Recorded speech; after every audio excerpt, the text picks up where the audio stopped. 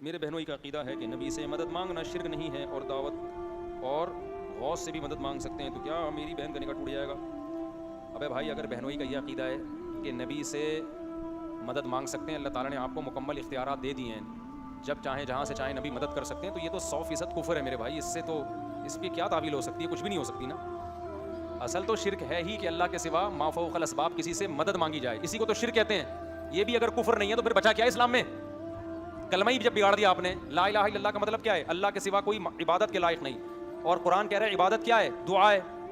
وَمَن يَدْعُو مَعَ اللَّهِ، جو اللہ کے ساتھ کسی اور کو پکارے گا، ساتھ یعنی اللہ کو بھی پکار رہا ہے، اللہ کے علاوہ بھی پکار رہا ہے، اسی کو تو قرآن شرک کہہ رہا ہے. تو اگر آپ پیغمبر کو مدد کے لیے پکارتے ہیں اور آپ کا خیال یہ ہے کہ اللہ نے نبی کو خود سے اختیارات دے دیے ہیں، نبی جب چاہے جس کی چاہے مدد کر سکتے ہیں، باذن اللہ ہی کریں گے نا، اللہ کی پرمیشن کے بغیر تھوڑی کریں گے. تو اسباب سے ہٹ کے اگر آپ نے یہ کر لیا کہ نبی مدد کر سکتے ہیں، تو اس کا مطلب یہ 100% کیا ہے؟ شرک ہے. مشرکین مکہ بتوں کے بارے میں یہ کہتے تھے یہ ہماری مدد کرتے ہیں، اللہ کے حکم سے کرتے ہیں. تو اللہ نے کہا میں نے کب کہا ہے کہ میں نے ان کو اختیارات دیے ہیں؟ اپنی طرف سے نسبت کر دی، اللہ کے حکم سے کرتے ہیں. تو اللہ بار بار یہ کہہ رہا ہے میں نے اپنے ساتھ کسی کو شریک نہیں کیا دعا میں، پکار میں.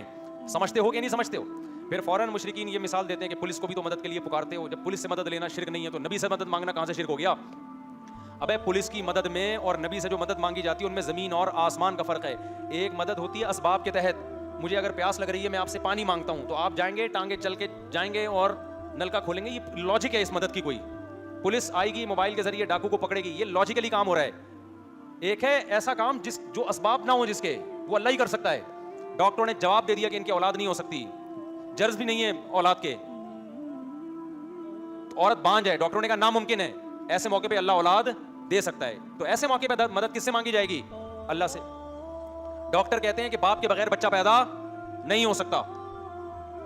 عورت نے کسی سے مدد مانگی کہ میری اولاد ہو جائے، اس نے کہا بھائی نکاح کر لو، میں تمہاری مدد کرتا ہوں. نکاح کرا دیا اس کا. مدد کی نا اس نے اولاد پیدا ہونے میں، نکاح کرا دیا، اس کا اولاد ہو گئی. تو یہ مدد اسباب کے تحت ہے. لیکن شادی کر نہیں رہی اور کہہ رہی مجھے کسی مرد کے ملاپ کے بغیر بچہ چاہیے. یہ ہو سکتا ہے؟ لیکن مریم علیہ السلام کے یہ ہوا ہے، اللہ نے کر دیا اپنی قدرت سے. تو اسباب سے ہٹ کے جو مدد مانگی جاتی ہے وہ مدد صرف اللہ سے مانگی جائے گی. وہ مخلوق کے پاس اس کے اختیارات نہیں ہیں. یہاں پھر مشرکین ایک اشکال کرتے ہیں، اچھا فرشتہ بھی تو اولاد دیتا ہے. جبریل علیہ السلام مریم کے پاس آئے، لِأَهَبَ لَكِ غُلَامًا زَكِيًّا، اے مریم میں آپ کو نیک بیٹا دینا چاہتا ہوں. تو جب جبریل اولاد دے سکتے ہیں تو نبی کیوں نہیں دے سکتے؟ اس کا جواب یہ ہے کہ جبریل نہیں اولاد دے سکتے تھے. جبریل نے جو اپنی طرف نسبت کی اولاد اللہ دے رہا تھا، جبریل صرف اس کا ایک ذریعہ بنے ہیں. تبھی حضرت مریم نے جبریل سے اولاد نہیں مانگی ہے. جب کاتب قلم سے لکھتا ہے نا تو لکھتا کون ہے؟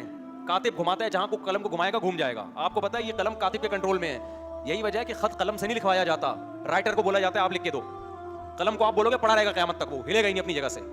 رائٹر کو بولو گے اٹھا کے گھما دے گا. تو اولاد اللہ سے مانگی جائے گی، پھر اللہ جس کو چاہے ذریعہ بنا دے. سمجھ رہے ہیں کہ نہیں سمجھ رہے؟ جبریل کے ذریعے پھونک مار دیں مریم کے بدن میں اور اولاد ہو جائے، وہ اللہ کی مرضی ہے. تو جبریل کو اولاد دینے کا حق نہ حق ہے نہ اختیار ہے، نہ ان کے پاس یہ طاقت ہے. تو اپنی طرف جو جبریل نے نسبت کی نا میں آپ کو اولاد دوں گا، یہ مجازن نسبت کہلاتی ہے. مجازی نسبت. مجازی کا مطلب کیونکہ واسطہ بن رہے ہیں. سمجھتا نہیں ہے نا میری بات کو سمجھتا نہیں ہے. جب پڑھے گا نہیں رات کو تو سمجھے گا کیسے بات کو؟ تو اسلام توحید کے بارے میں بڑا حساس ہے بھائی. ایک ہی چیز تو رہ گئی مسلمانوں کے پاس، باقی تو حرکتیں دیکھو مسلمانوں کی. ایک توحید بھی اگر ختم ہو گئی تو بچے گا، پھر بچیں گے نا، پھر مر جائیں گے. تو اس لیے میرے بھائی السلام علیکم مفتی صاحب، کسی نے نظر مانی کہ میرا فلاں کام ہو جائے. کل میں اسلام آباد ایئرپورٹ پہ تھا تو ایک صاحب آئے، انہوں نے کہا کہ میں گرین چینل سے میرا تعلق ہے لیکن آپ کے بیان بھی شوق سے سنتا ہوں اور عقیدہ میرا وہی ہے توحید والا، نبی کے سوا اللہ کے سوا میں کسی کی پکار کو جائز نہیں سمجھتا. میں نے کہا بس پھر تو مسئلہ ہی کیا ہو گیا، حل ہو گیا. پھر گرین وائٹ سے کیا ہوتا ہے؟